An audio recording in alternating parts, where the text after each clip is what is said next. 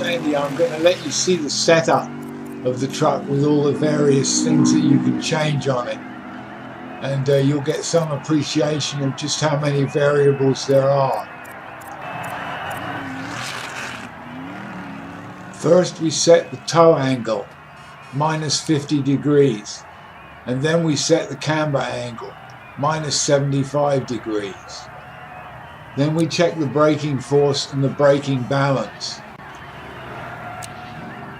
Then in the rear differential we set the LSD driving lock to 49%. Then we set the gear ratios. It's a 3-speed manual, and we set them to get the power ratio correct.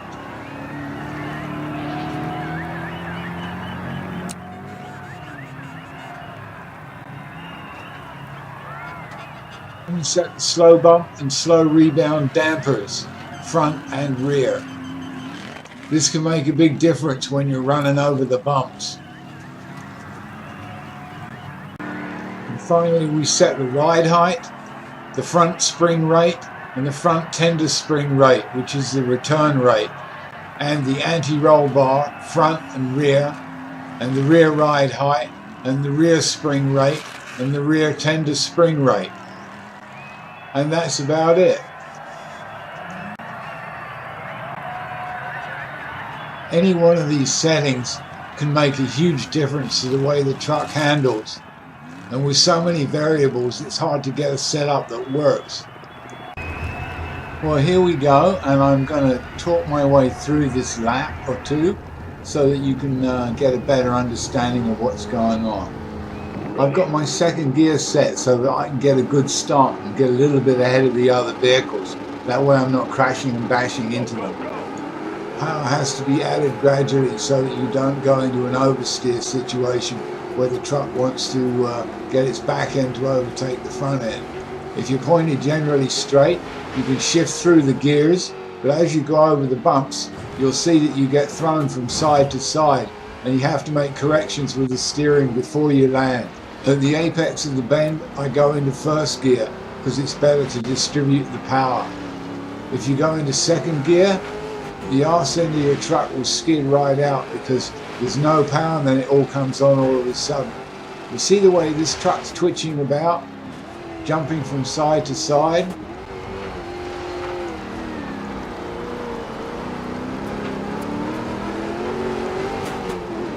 And if you look on this jump in the TV cam view, you'll see that I actually set the truck up on a slight angle as it leaves the jump so that it can go into the corner correctly.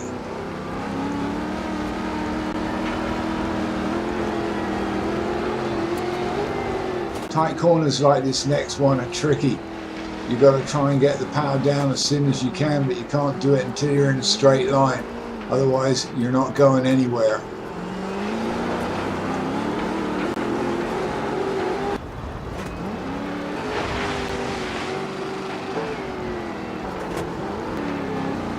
I get up to third gear here and then shift back down to second and then do some heavy braking and then put her back into first gear for the bend. Feed it through the bend and then back up into second and then back up into third on the straightaway.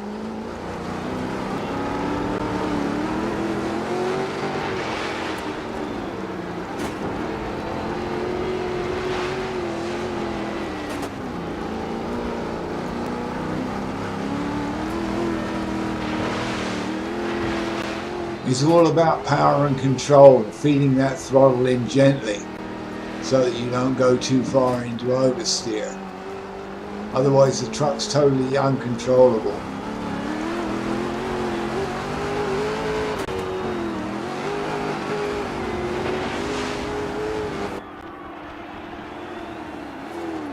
Nice drive, you did great.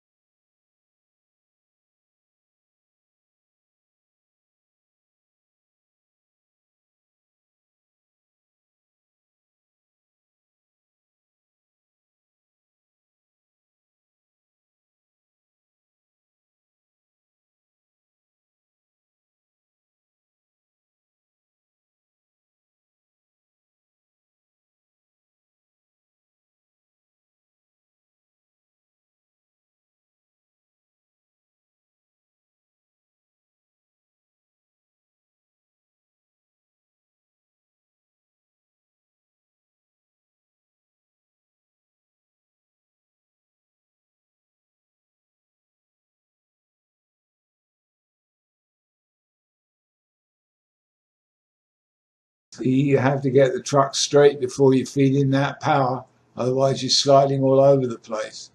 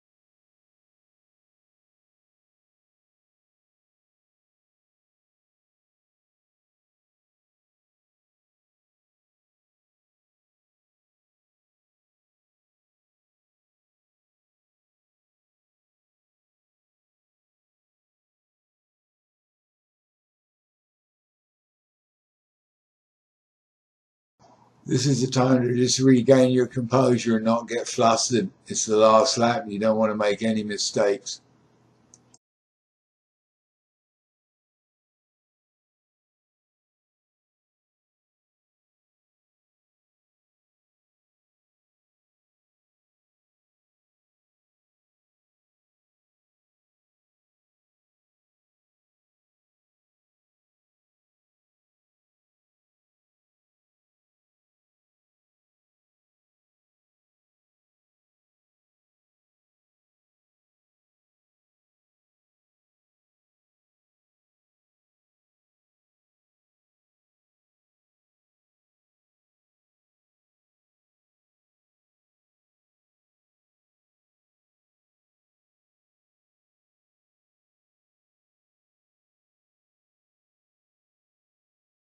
And that's how you win a muddy race in the rain.